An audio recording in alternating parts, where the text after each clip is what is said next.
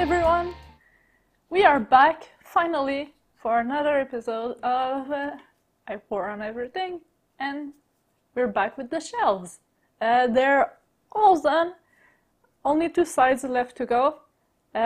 This one and probably the front. And yeah, I think it's going to be amazing. As you can see, I had a little accidents here and here, but I sanded it off so it's not bumpy and it won't like affect the paint. And what I'm going to do is try to put colors there so it doesn't show through the white. So I think it's going to be okay, not a big deal, and it's going to be quite awesome. So yeah, I mixed my paint the usual way. As you can see, I mixed a little tiny bit of every paint colors and a lot of white. The white will go there because I'm doing the flip and drag technique. I love this technique and I've been using it on the shelves since I started, and I'm continuing that way because I want to be, well, I want the shelves to be individual pours on each side, but I still want the style and the look to match. So yeah, paint mixed the usual way, no water in the white, 25% water in the rest, except the ink that I put only 5% water. So I will zoom you in and we'll get started with that. Alright, so what I did is I taped everywhere around, and then I put 2 coats of fluid medium just to prevent the paint from infiltrating under the tape. And then I taped all the waxed paper, I guess, around to prevent drips, and I think it's going to be fine. So I'll start by pouring my white.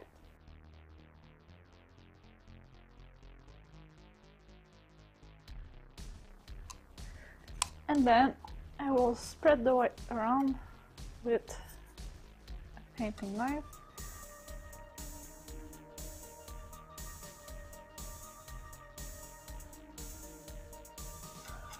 There's a bit of a ledge there, so what I'll do is just try to cover it with white, and I don't think any colors will make it up here, so just white will be fine.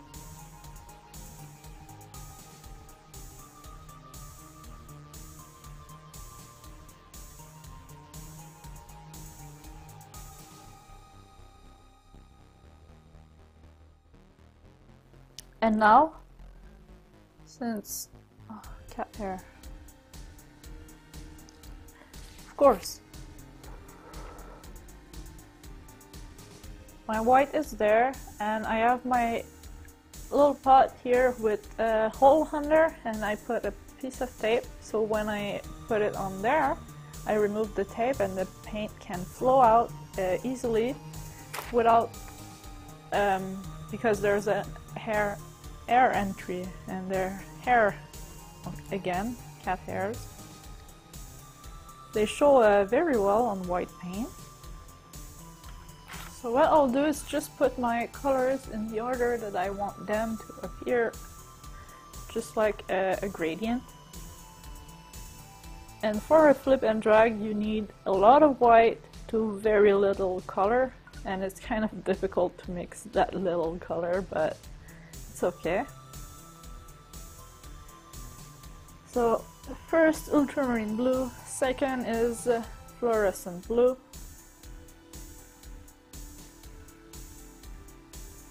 third place is sunup blue, the iridescent ink by Daler-Rowney, and then there's the teal and the fluorescent green and brilliant yellow green. All the colors I've used will be in the description as usual. You can check them out there. And my solution for the flip cup is this little piece here that I will put on, flip, and then slide right off. And then I remove the tape and drag around. I have to put color there, remember?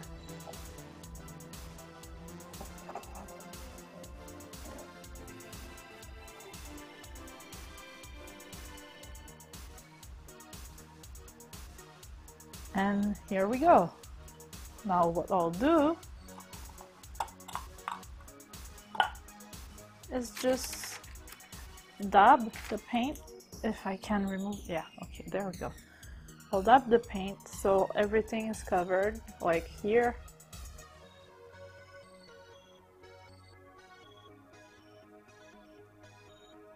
Cover the wood.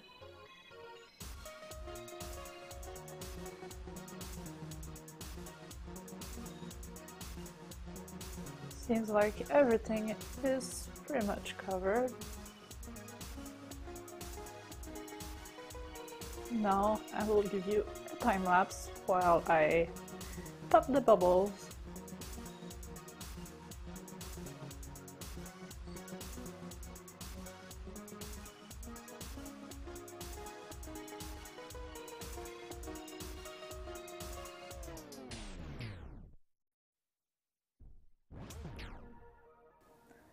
Alright, so it turned out pretty cool. I think it's still changing a little bit, but very slowly, you know. I've got a bunch of cells and really cool ones, especially those. I have a cat hair that I put in the painting, really cool, and the nice cells too. Okay, so I'll point from afar, because I'm covered in cat hairs, it seems, and every time I go over the painting I add some in. I'll use this, okay? So really nice cells here. Here the ultramarine blue cells, beautiful. And the start here, there's a bunch of sun-up blue that is iridescent, and it's beautiful. A little bit of cells here. I love that part here as well. It's like a whole mix of colors, and it looks like it folded over the other colors, like fold. Love these cells here, lovely, really nice. Fluorescent green cells here, ultramarine blue. I don't see the fluorescent blue, but as usual it's in there, probably hiding, and we'll see it once we put the black light on. So I just love these parts here. It looks like I stop. It's really cool. I just like it. And it just looks like I folded over. The color is just folding on itself, and I love it. And yeah, pretty lovely. I'm quite happy with the result. Can't wait to do the last sides, and I think they'll be completed quite soon. In 2 weeks, they'll be done. This side needs to cure so I can put masking tape on it without removing the paint when I remove the masking. But yeah, it's beautiful, lovely, quite happy.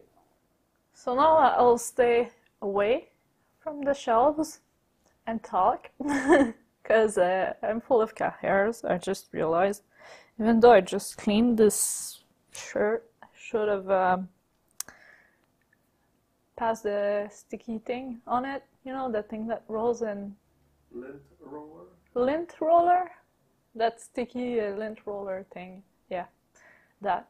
I didn't notice all the cat hairs I had on me, and every time I would go to pick a cat hair, I would put more in, and now I'm just leaving it alone, not touching it until it dries. So, what happened here is really cool. Love the flip and drag technique. I can never get enough of it. Little color goes a long way, and it just sells up really nicely. And the trick to it is really you have to get your paints under the heavy density paint you use, like the zinc white. The zinc white has very heavy pigments, and the rest of the colors I've used, not as much. So if you get it under it, it will want to float, while the zinc white will want to sink. And that action is what creates the cells. So the fact that I use a little cup with a hole on it really allows me to get the paint under the zinc white, because of the air entry, I don't need to lift the cup to drag it. I really just drag, and that works out perfectly. So yeah, I think that's it really. Can't wait to put it under a black light as usual. And on that note, thank you guys for watching. I hope you have a great day. Make sure to subscribe for more, and I will see you in the next video. Bye!